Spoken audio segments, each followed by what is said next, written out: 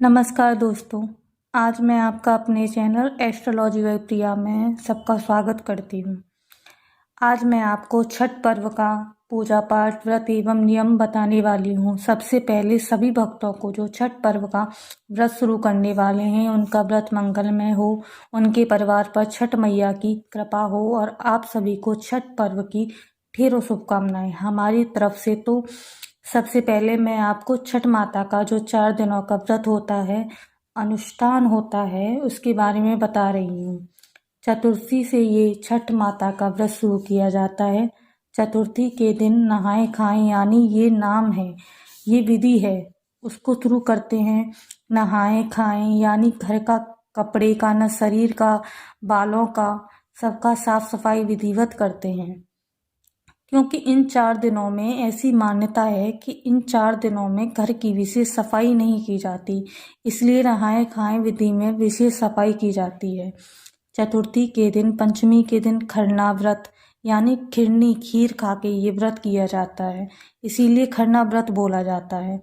पंचमी के दिन तो जो भी व्रती हैं वो पूरे दिन नहाने के बाद, सूर्य भगवान को अर्घ्य देने के बाद पूरे दिन व्रत करते हैं और संध्या के समय गुड़ की खीर बना के माँ छठी माता को भोग लगाते हैं। कुंवारी कन्याओं को भी खिलाते हैं, ब्राह्मण को भी खिलाते हैं। ऐसी मान्यता है कि आस पड़ोस नाते रिश्तेदारों को भी निमंत्रण दिया जाता है। खरना तिथि पर खरना त्योहार यानी जो खीर खिलाते हैं, इस नाम से खरना पड़ा है। खिरनी भी कहीं कहीं बोलते हैं। तो कुंवारी कन्याओं को सबको खिलाने के बाद व्रती इस खीर को और मीठा भोजन यानी और भी कुछ मीठा फल, इन सब चीज़ों को खा के विधिवत अगले दिन की व्रत की तैयारी करते हैं।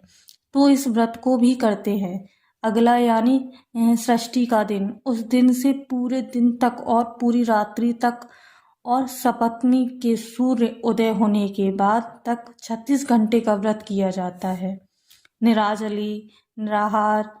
तो इस व्रत की तैयारी जो भी माताएं बहनें व्रती करते हैं तो काफ़ी दिनों से उत्साह से तैयारी करते हैं। जो षष्ठी का जो व्रत है उस दिन पूरे दिन तक, यानी कि जो मैं आपको पर्व का पूजा बता रही हूँ, इसका जो नहाने का विधि है, इन 4 दिनों में बहते हुए जल में, यानी किसी गंगा यमुना जो बहती हुई नदी होती हैं उनमें स्नान का काफ़ी महत्व है।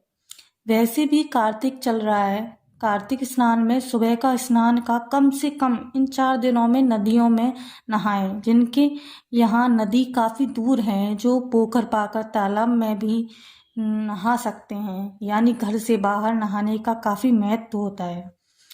जिन भाई बहनों के यहाँ नदी नहीं है वो गंगा का जल रखे हों तो वो भी साधारण जल में खुली जगह यानी बाथरूम वगैरह में नहीं नहाने, ये इन 4 दिनों में खुली जगह यानी आंगन में नहा सकते हैं, जहाँ से आसमान, सूर्य, चंद्र, तारे दिखते हों, वहाँ भी स्नान किया जा सकता है।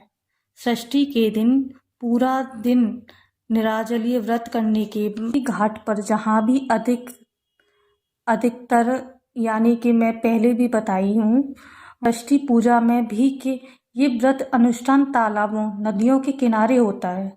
माताएं बहुत उत्साह से इसकी तैयारी करती हैं। तो मैं आपको पूजन की कुछ सामग्री है उसको भी आप सबको बता दे रही हूँ कि एक बांस की डलिया जिसमें पूजा की सारी सामग्री विधिवत रख लें, और डलिया जो है उसको अच्छी तरह से सजाया जाता है। यानी कि डलिया जो है बांस की रहती है, वो सादी नहीं रहती, कोरी नहीं होनी चाहिए, यानी कि उसको सजाया जाना चाहिए। जैसे हम शादी ब्याह में सजाते हैं तो हल्दी, कुमकुम, केसर, इन सब चीज़ों को घोल के और बहुत सुंदर डलिया को सजाई जाती है। उस डलिया में सारे मिष्ठान यानी गुड़ से बनाया हुआ लड़ुआ, लड्डू, नाशपाती, फल में केला विशेष होता है, और मौसमी, ये सब फल, नींबू, ये सब फल अच्छे से विधिवत रख लें। डलिया को कभी भी खुला न रखें, यानी हम किसी को भी कोई चीज़ देते हैं तो उसी व्यक्ति को दिखे, बाकियों को नहीं। व्रती पूजा वालों को दिखे तो कोई बात नहीं। तो आप घर से नदी तक उस डलिया को पीले वस्त्र से या लाल वस्त्र से ढक के ले जाएं, क्योंकि ये पूजा सूप में जो सूपा होता है उसमें रख के अर्पण किया जाता है। माता सृष्टि को और भगवान सूर्य जी को डलिया में भी अर्पित करते हैं। लेकिन सूपा का काफ़ी महत्व है। सूपा में भी ले जा सकते हैं, लेकिन सूपा में गिर सकता है, इसीलिए डलिया में विधिवत सामान जा सकता है। वहाँ पर ले जाकर यानी कि लगभग 4 बजे ही घाट पर पहुँच जाना चाहिए, क्योंकि वहाँ पर गन्ने का मंडप वगैरह तैयार करने में, पूजा सब तैयार करने में काफ़ी समय लगता है। तो उसे 4 बजे के बीच में ही घाट पर काफ़ी भीड़ हो जाती है। माताएं, बहनें, भाई लोग अपना अपना जगह सुनिश्चित करके और गन्ने का मंडप बनाते हैं। गन्ना यानी पूरा जो हरा वाला भाग होता है, कहीं से कटा फटा ना रहे, पूरा ऊपर तक रहे। तो 4 गन्ना लेकर चारों तरफ गाड़ के और ऊपर से भी मंडप बना के शुद्ध गाय के घी से दीपक वगैरह लगा के विधिवत पूजा किया जाता है घाट पर। और ये पूजा सूर्य की तरफ मुंह करके यानी डूबते हुए सूर्य की तरफ मुंह करके ही किया जाता है। जैसे बाकी पूजा उत्तर पूर्व में मुंह करके किया जाता है, और ये पूजा भगवान सूर्य को देखते हुए किया जाता है। तो मैं आपको बता रही हूँ छठ माता का पूजन व्रत विधि, आप इसे ध्यान से सुनो। सूपा के भी उसी तरीके से सजाएं। हल्दी, कुमकुम, केसर से अच्छी से सजा के उत्साह से सूपा को भी उसी डलिया में रख के ले जाएं। और अदरक का पौधा, हल्दी का पौधा, जैसे भी अभी गन्ने का पौधा बताई हूँ, ये सब चीज़ें डलिया में भर के भगवान को अर्पण किया जाता है। जल वाला, नारियल में सभी चीज़ें आप विधिवत पूजा का सामान जो है हल्दी, कुमकुम, केसर में सब भगवान को अर्पण करने के